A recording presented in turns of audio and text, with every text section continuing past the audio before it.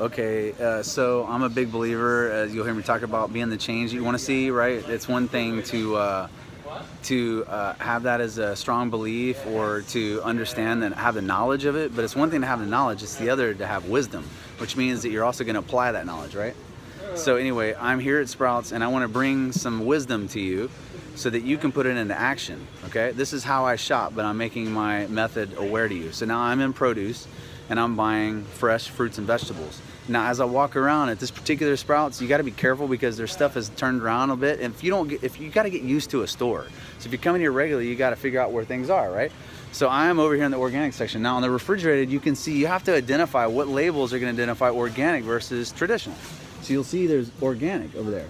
And all those green labels are now what I'm bringing my eye to. Now, another thing I'll bring your attention to, okay? Over here, they have both strawberries and blueberries that are one way or the other. Check and buy organic, because then you don't have chemicals and pesticides that are going into our water tables that then are washed to the ocean. They're into our water tables that we drink from, right?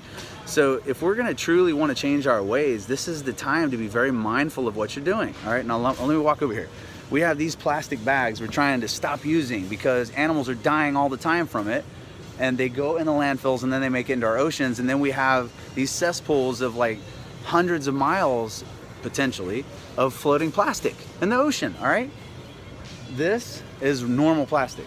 Now, if you go around the corner over here, right? Look at this. This is green. This does not look the same. And I know from experience, because I've been living this way for a long time, and I'm trying to make people more aware of it, this is compostable. And you can feel it in its texture. This can go into the ground and it's going to be renewable, right? Versus over here where it takes forever to break down, ends up in our ocean and choking all the animals out, right?